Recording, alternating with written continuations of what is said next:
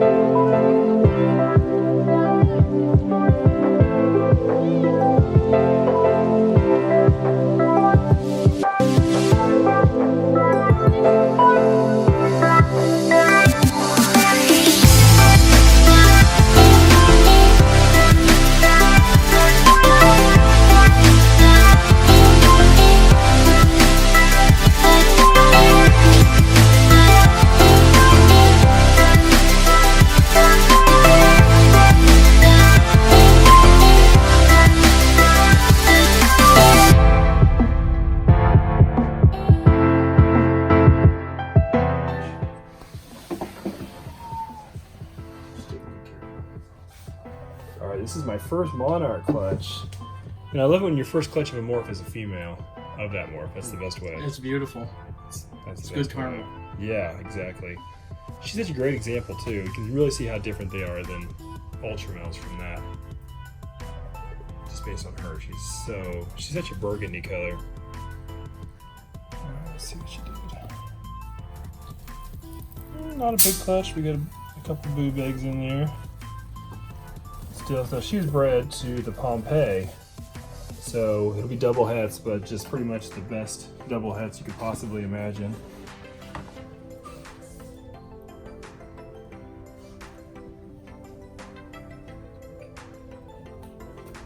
I can't even imagine what that'll look like. Yeah, I don't even know. The thing is I even didn't think about the clown version of it. I'm just thinking about red stripe, black pastel, yellow belly spot, and I was into that without the clown. Yeah. That's enough. I don't even need the clown in there. So that's what's cool if you can get to the point where you can add recessive and it's not even about the recessive. I know, because there's just so much going on. There's just so much cool stuff in it. Yeah. Alright, hit the light so I can read one.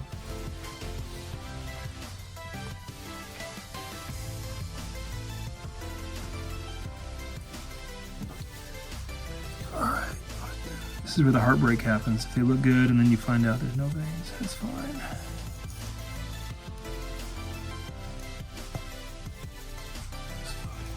There. Good veins.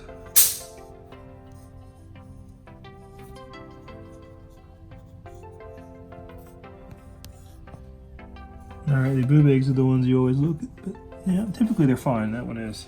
So, is that 7? Yeah. Woohoo! Some solid doubles. Yeah. Hopefully they're all twins. As long as we're hoping for things. Yeah, sure, why not? All out. Yeah.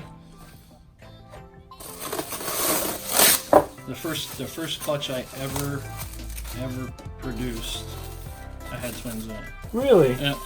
The odds against that are so astronomically high. Yeah, and they weren't identical, but well, that's even less common. yeah, they were totally different. Yeah. I have on average one set of twins a year, sometimes 2. That's averaging 150 to 200 clutches. But you have higher volumes. Right. You have So way higher volumes. right. So the odds that your first one would be twins is just Yeah, I had extremely 6 unlikely. eggs, 7 snakes. Amazing. Yeah, you've done this, I think, 1,000 times. Yeah, I'm trying to think of what I think it's 159. I think it's 59. Oh, so That's a good one video now. Pressure. You're not used to being on the camera.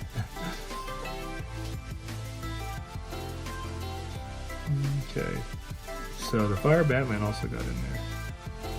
So it's possible he could sire. I'd be okay with that too. Yeah, there's nothing wrong with that.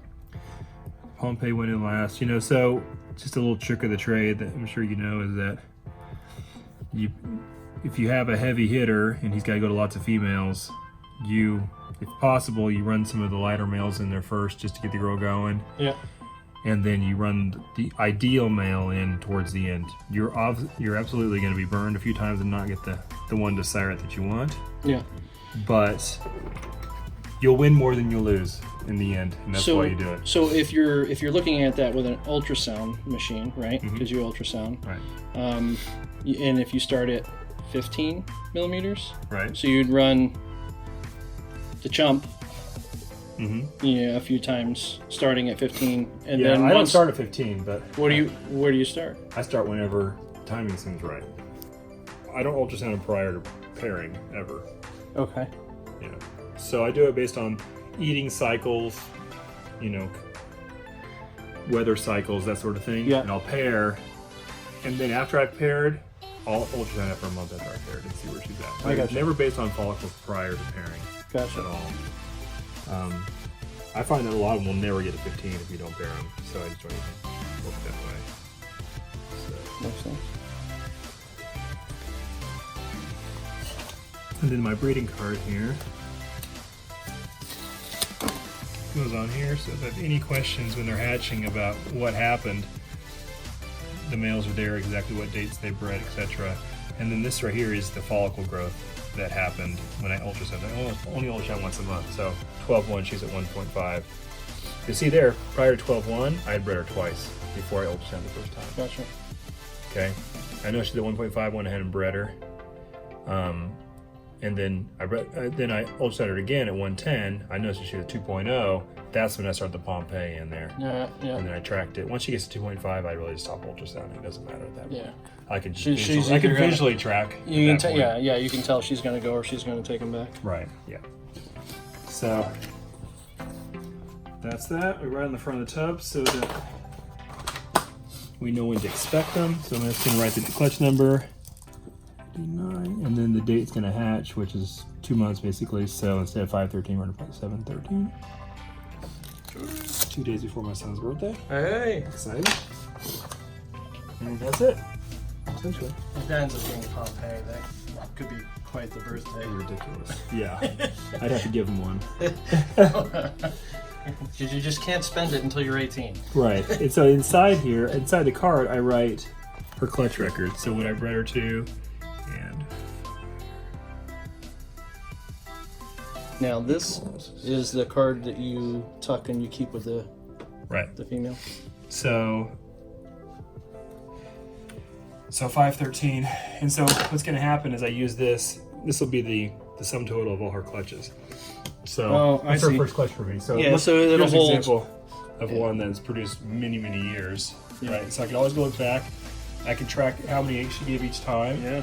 And I can also track the dates. So you see 7/15, can tell 6/37. See, she's pretty consistent within them 30 days every year. That's cool. And so that's what helps me decide when I'm going to breed them and all that in the future.